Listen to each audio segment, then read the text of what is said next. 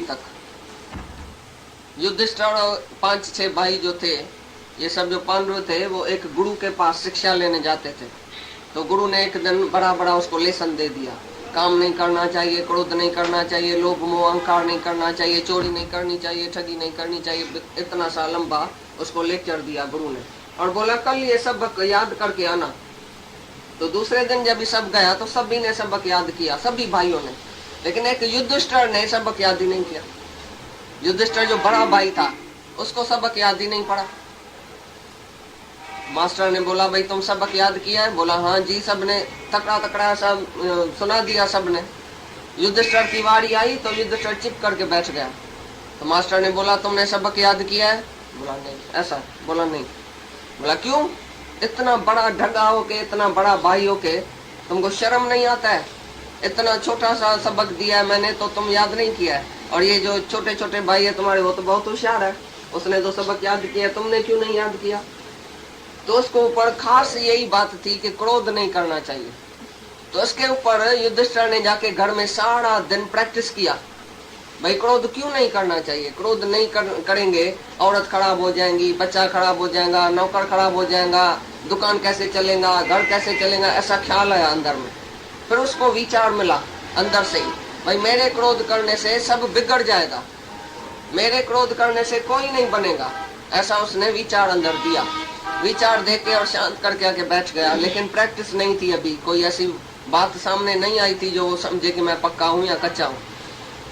जब मास्टर ने बहुत उसको गालियां दी, बहुत गालियां दी, तो युधिष्ठिर नीचे मुंह करके शांत शांत बिल्कुल शांत बैठा था।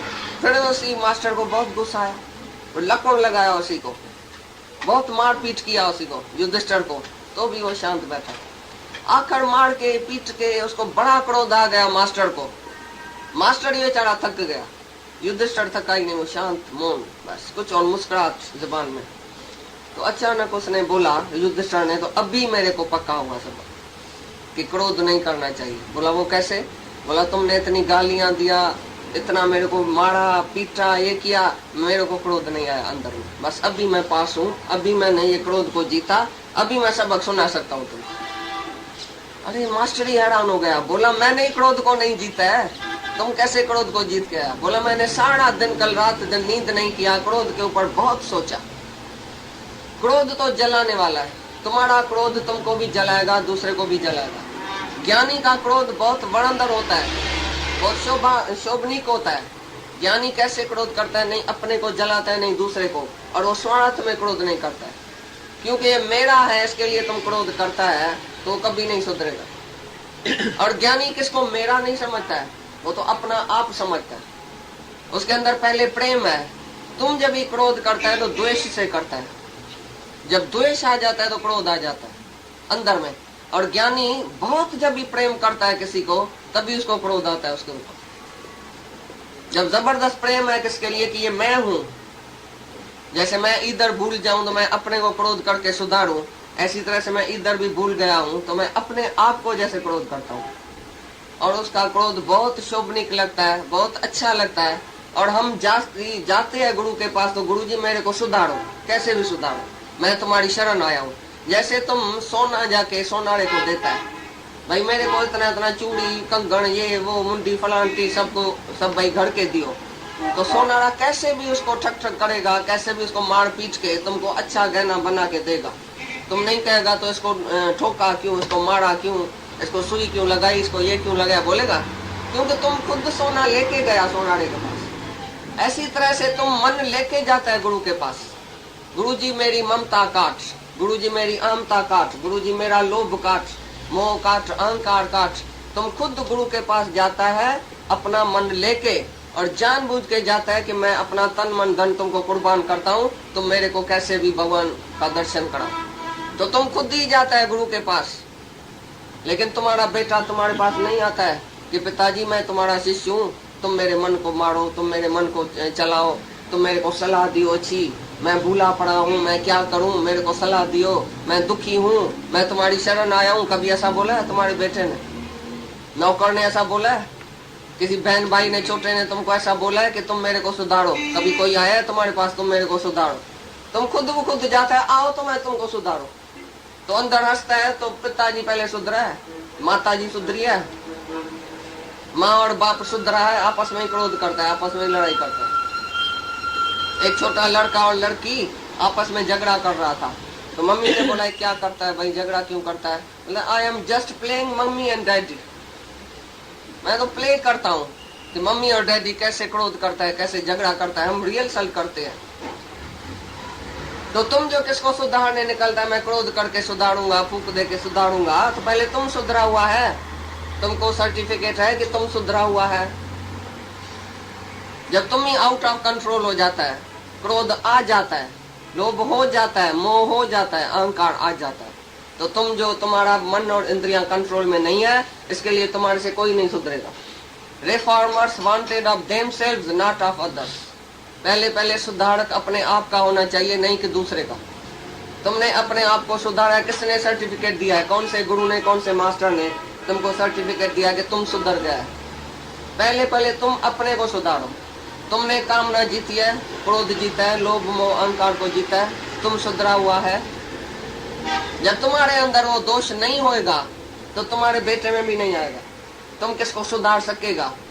दूसरे को भी सुधार सकेगा, सारी दुनिया को सुधार सकेगा, जब तुम्हारे अंदर वो दोष नहीं होवे जो दूसरे में है। अभी कौन सा दोष तुम्हारे में नहीं है जो तुम दूसरे को सुधारना चाहता है फूक दे के? तुम्हारे अंदर वो दोष है तो दूसरा कैसे सुधरेगा? समझ में आती है बात या नहीं? नहीं तो बोलो। Self defence is no crime.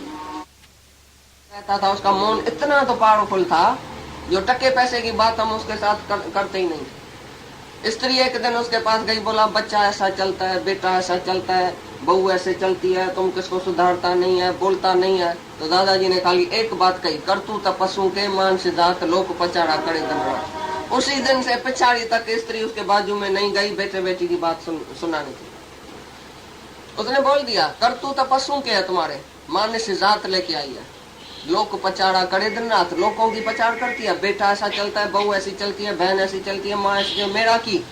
अरे मैं तो मरने वाला हूँ, मेरे को क्यों बताती है? जो दुनिया में जिंदा है, जिसको जीने की इच्छा है, उसको जाके बताओ। तुम्हारा बेटा उधर बैठा है, उसी से जाके मिलके ये बातें करो, आपस में फैसला करो। लेकिन मैं तो मरने वाला हूँ जल्दी में, मेरे से कोई सलाह नहीं पूछना। उसी दिन से स्त्री उसके बाजू में नहीं गई, नहीं उसी से कोई एक बात भी पूछी कि ये कैसा होएगा, ग्रस्त कैसा चलेगा, तुम सलाह दियो, तुम बड़ा है। उसने बोला नहीं, मैं बच्चा हूँ, मैं बड़ा नहीं हूँ, ये सब बड़े बैठे हैं, हमारे बेटे जो उधर बैठे हैं ना वो सब बड़े हैं, उसी से जाके सलाह सुलाह करो भी ग्रस्त की। मैं अभी ग्रस्ती नहीं हूँ, ना तुम ग्रस्ती है, ना तुम सन्यासी है, ना तुम ब्रह्मचारी है, ना तुम वानप्रस्थी है, लेकिन तुम आत्मा है। अष्टावक्र गीता शुरू में ही देखो क्या बोलता है। उसने बोला है तो विषयों को जहर समान त्याग, गुरु ने बोला शिष्य को, और सत्य सरलता ये सब तुम गुण अपने में लाओ। तो वो बोलता है विषय तो शरीर से लगी पड़ी है, जब शरीर छोड़ूंगा तभी विषय छोड़ूंगा। उसने बोला नहीं, विषय रूपी शरीर जो विषयों शरीर में पड़ी है वो शरीर ही तुम नहीं है। तो बोला वर्ण और आश्रम का धर्म फर्ज तो मेरा है।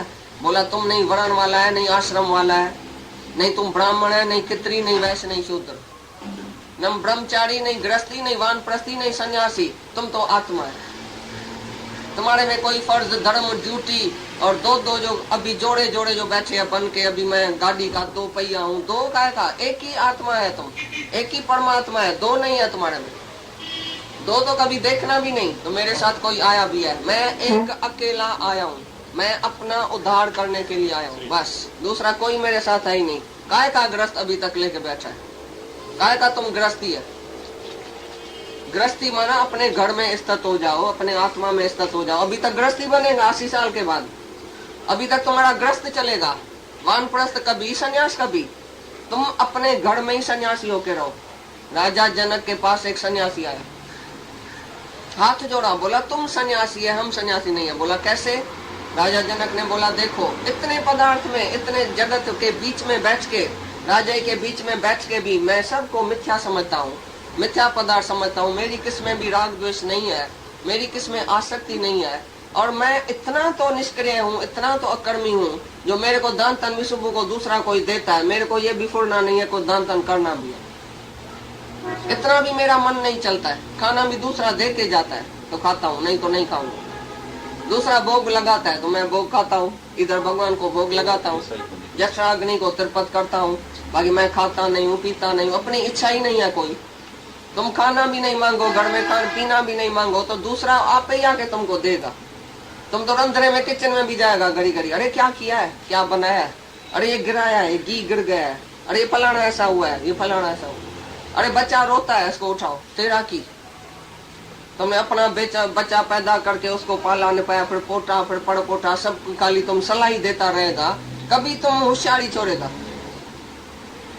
सहस सियाण पर लख होए तो एक न चले नाल, कि वह सचियाड़ा होवे कि वह कूड़े टूटे पाल, हुक्म रजाई चलना नानक लिखिया नाल। बोलता कैसे हम ये झूठ को छोड़े, कि वह सचियाड़ा होवे, कैसे मैं सच्चा हो जाऊं। अरे हुक्म पर चलो, तुम अपनी इच्छा नहीं रखो, अपने अहंकार से नहीं चलो। मैं उठता हूँ, मैं बैठता हूँ, मैं बड़ा हूँ, मैं छोटा हूँ, मैं तुमको अकुल सिखाता हूँ। अरे वो अकुल सीखना चाहता ही नहीं है तुम्हारे से, वो बहुत अकुल वाला है, तुम्हारा बाप दादा है पिछले जन्म का। तुम अभी उसको बेटा और नौकर समझ के आओ तो अकुल सिखाऊं, बेटी आओ तो अकुल सिखाऊं। अरे तुम्हारे पास अकुल जास्ती है क्या, बहता है क्या तुम्हारा अकुल। इधर हेते अकुल जी जाए नाए, खपे इश्क है ईमान। जब हेते अकुल जी जाए नाए, अकुल तुमको नहीं चाहिए, सियाणप नहीं चाहिए, चतुरता नहीं चाहिए। चतुर हो जाओ तो सच्चा चतुर हो जाओ, जिस काम के लिए आया वो काम पूरा करके बैठो। आया था किस काम को, क्यों सोया चादर तान के, सुरत संभाल है गाफला अपना रूप पहचान। पहले अपने रूप को पहचाना कि तुम आत्मा है। तो आत्मा गृहस्थी होती है क्या, ग्रस्त काय का लेके बैठा है। भोगी ग्रस्त अभिमान, जो भोग में बैठा है वो बोलता है मैं गृहस्थी हूँ, आओ जी हमारा देखो जी ग्रस्त देखो, हमने ये बंगला बनाया, हमने मोटर बनाई है, हमने 6 बच्चा पैदा किया है, 8 बच्ची पैदा की है, हमारा के बेटा और बेटी देखो, हमारा के घर देखो। ये ग्रस्त का अभिमान है तुमको। भोगी ग्रस्त अभिमान, जोगी देह अभिमान, ज्ञानी मुक्त अभिमान, तत्वत निरभिमान।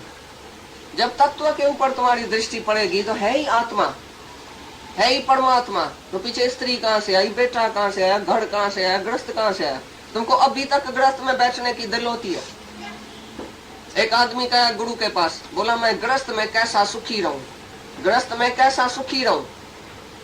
उसने बोला दूसरे जन्म में मैं तुमको दुआ करता हूँ तुम सुअर और सुअरी बनना, क्योंकि सुअर और सुअरी ग्रस्त में बहुत सुखी बैठता है। उसका ग्रस्त इतना अच्छा चलता है, तुम्हारा भी नहीं चलता है। तुमको तो दुकान में जाना पड़ता है, सुअरी को छोड़ के दुकान में भी नहीं जाना पड़ता, उधर ही उसको विष्टा मिलती है, उधर ही सब कुछ मिलता है, बड़े मजे में बैठे हैं, बाल बच्चा औरत बीबी मियाँ सब बैठे हो, ग्रस्त है। तुमको भी ऐसा ग्रस्त में सुखी होना है क्या।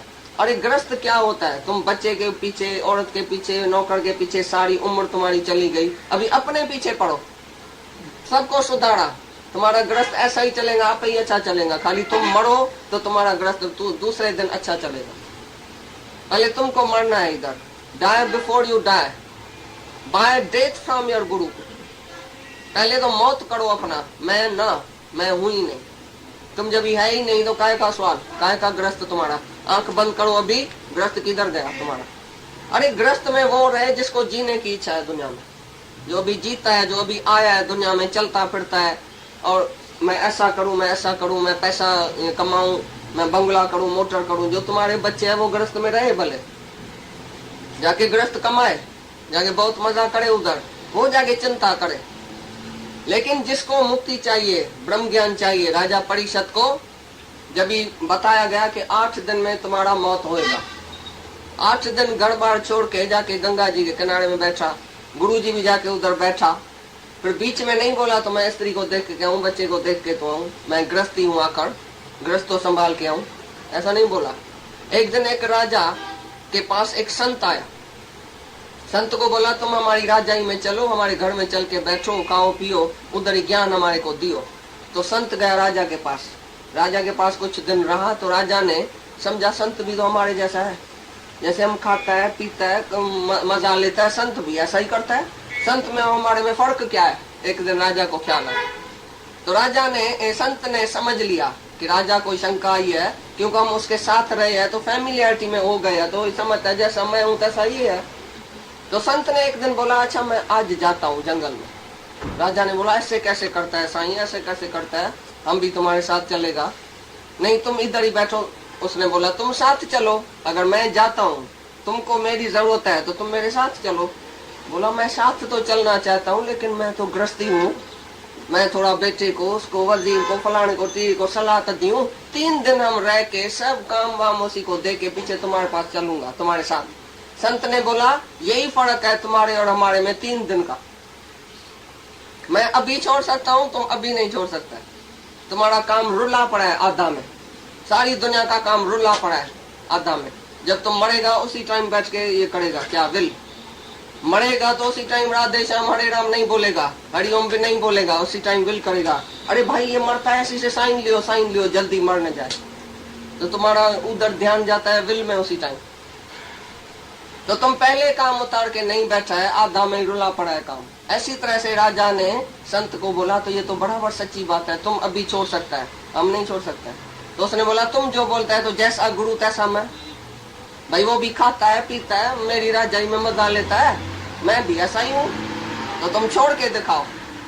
तो तुम जो सारी उम्र गृहस्थी गृहस्थी गृहस्थी करके बैठा है, छोड़ेगा कभी? जो भी ब्रह्म ज्ञानी है वो गृहस्थी नहीं होता है। ऐसे तो हमारे को भी गृहस्थ है, इधर आके बैठो, खाते नहीं है, पीते नहीं है, तुम्हारे जैसा सोते नहीं है, तुम्हारे जैसा पहनते नहीं है, तुम्हारे जैसा घूमते नहीं है, क्या नहीं करते हैं? हम ही तुम्हारे जैसे गृहस्थ में ही बैठे है ना। इधर रंधरा नहीं है, किचन नहीं है, कोई काम नहीं करता है, कोई खिलाता नहीं है। क्या होता है तुम्हारे घर में जास्ती जो हमारे घर में नहीं होता है? लेकिन हम आज निकल सकते हैं, तुम निकल नहीं सकते। ठहरो।